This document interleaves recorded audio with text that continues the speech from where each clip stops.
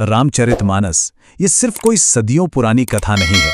सच कहो तो ये हमारे अपने स्वभाव, हमारे अहंकार और सच्ची भक्ति के बीच के फर्क को दिखाने वाला एक बहुत ही सटीक आईना है। तो चलिए बिना देर किए इस अद्भुत महाकाव्य के पन्नों में गहराई से उतरते हैं और इसके छिपे हुए अर्थों को समझते हैं। अब जरा इस दृश्य को देखिए। भगवान राम, माता सीता, लक्ष्मण जी और परम भक्त हनुमान। ये केवल कोई साधारण पात्र नहीं है। असल में ये वो दार्शनिक आदर्श हैं जिनकी जीवन यात्राओं का हम आज के इस विश्लेषण में गहराई से अध्ययन करने वाले हैं। आज की इस चर्चा को हम कुछ मुख्य हिस्सों में बांटेंगे। सबसे पहले इस महाकाव्य का एक छोटा सा परिचय, फिर संदेह और विश्वास का जो टकराव है उसे समझेंगे। उसके बाद छल और निस्वार्थ प्रेम की बात करेंगे, फिर अहंकार और विनम्रता की, और अंत में जानेंगे कि इस भवसागर को कैसे पार किया जाए। तो चलिए शुरुआत करते हैं पहले भाग से, महाकाव्य का परिचय और ये कैसे मानव जीवन का एक बेहतरीन मार्गदर्शक बन सकता है। गोस्वामी तुलसीदास जी द्वारा रचित 16वीं शताब्दी का ये ग्रंथ रामचरितमानस कोई आम किताब नहीं है। देखिए, ये एक ऐसा पूजनीय महाकाव्य है जो बेहद सुंदर और घनी कविता के जरिए हमें भक्ति, ज्ञान और आदर्श जीवन की शिक्षा देता है।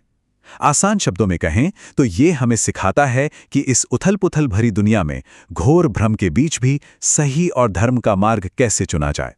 अब आते हैं दूसरे भाग पर, जो कि बहुत ही दिलचस्प है, संदेह और विश्वास का टकराव। और इसे हम समझेंगे माता सती और भगवान शिव के प्रसंग से। यहाँ एक बहुत ही गहरा विरोधाभास देखने को मिलता है। एक तरफ है माता सती का मानवीय संदेह, जहां उनकी बुद्धि साधारण तर्क लगा रही है और वो राम जी को केवल एक शोकग्रस्त मनुष्य मान रही हैं।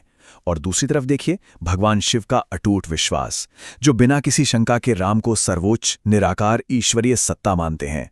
ये असल में हमारी अपनी बुद्धि और पूर्ण आस्था के बीच की एक लड़ाई है।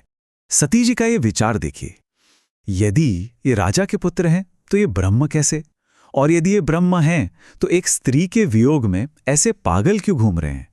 ये सवाल माया यानी भ्रम के उस जाल को बहुत ही सटीकता से पकड़ता है, जहां हमारी सीमित इंसानी सोच बड़े आध्यात्मिक सत्यों को समझ ही नहीं पाती और बस जो सामने दिख रहा है उसी को सच मान बैठती है।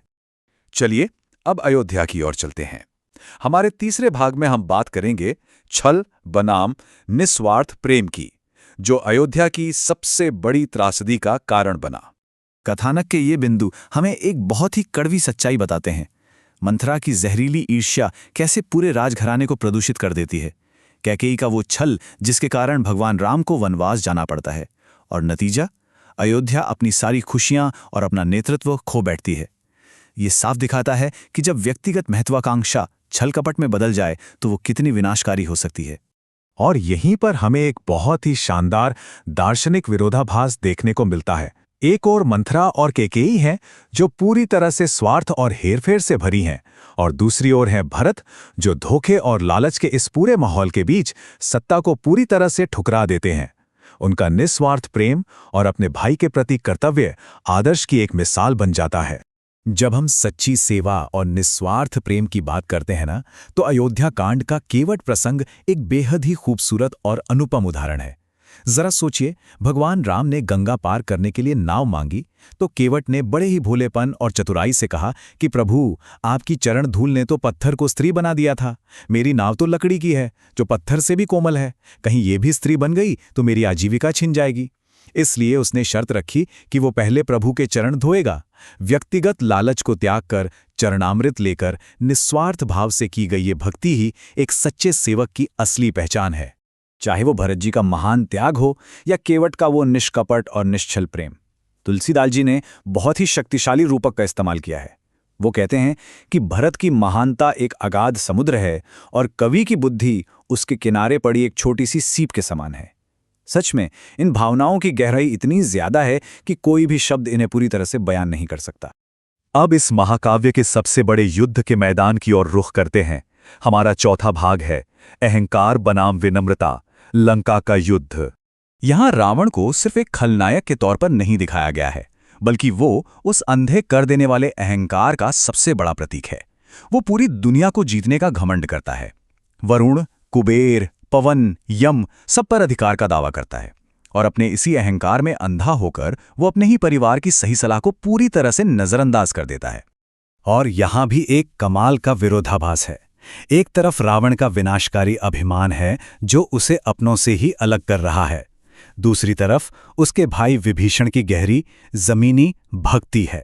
यहां तक कि खुद कुंभकर्ण भी ये मानता है कि विभीषण का राम के प्रति विनम्र समर्पण ही उनके कुल का सच्चा गौरव है। गुण कर्मों से आते हैं, सिर्फ कुल से नहीं। हनुमान जी का ये प्रसंग तो अद्भुत है। प्रभु का नाम तो भवसागर के सारे बंधनों को काट देता है, फिर उनका दूत भला किसी बंधन में कैसे बन सकता है? ये एक बेहद शानदार क्षण है जो हनुमान जी के परम आत्मविश्वास को दिखाता है।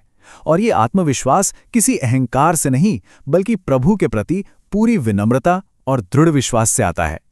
अगर हम इस जानकारी पर नजर डालें तो ये सारे पात्र असल में हमारे अपने ही अंदर चल रहे संघर्षों का आईना है। रावण का अंधा अहंकार उसे विनाश की ओर ले जाता है। हनुमान जी की विनम्रता उन्हें अटूट शक्ति देती है। सती का मानवीय संदेह हमें माया में उलझाता है और भरत या केवट का निस्वार्थ कर्तव्य हमें शुद्ध प्रेम की ओर ले जाता है। और इसी के साथ हम आते हैं अपने अंतिम भाग पर, भवसागर को पार करना, अंतिम पुल। ये ग्रंथ बहुत ही स्पष्ट तरीके से बताता है कि हमें करना क्या है। सबसे पहले अपने अहंकार और माया के भ्रम को पहचानकर उसे छोड़ना होगा। फिर एक गहरी और अटूट आस्था, जिसे प्रतीति कहते हैं, वो जगानी होगी और तब जाकर हमें वो सर्वोच्च निस्वार्थ भक्ति प्राप्त होती है। जाम्बुवान जी ने भौतिक पुल बनाने से पहले कहा था कि भवसागर को पार करने के लिए सबसे बड़ा पुल तो स्वयं प्रभु का नाम ही है। ये आध्यात्मिक समर्पण की बात है और ये हमें वापस उसी केवट प्रसंग पर ले जाता है, जब पार उतरने के बाद केवट ने उतराई लेने से मना कर दिया और बहुत ही सुंदर भाव से प्रभु से कहा था, प्रभु हम दोनों एक ही पेशे में हैं। मैं लोगों को इस नदी से पार उतारता हूं और आप लोगों को इस संसार रूपी भवसागर से पार उतारते हैं। क्या कमाल की बात है ना? तो पूरी बात का सार यह है कि विश्वास के बिना प्रेम नहीं हो सकता और प्रेम के बिना सच्ची भक्ति कभी जड़ नहीं जमा सकती। रावण जैसी अपार सांसारिक शक्ति भी पूरी तरह से बेकार है अगर आपके पास आस्था और प्रेम का आधार ही नहीं है। अंत में ये महाकाव्य हम सबके सामने एक बहुत ही गहरा सवाल छोड़ जाता है। जरा सोचिए, क्या हमारे रोजमर्रा के काम और हमारे फैसले रावण के अंधे अहंकार से प्रेरित हैं या फिर भरत, विभीषण और केवट जैसी जमीनी और निस्वार्थ भक्ति से? इस पर जरूर विचार कीजिएगा। आज के इस विश्लेषण में हमारे साथ जुड़ने के लिए आपका बहुत बहुत धन्यवाद।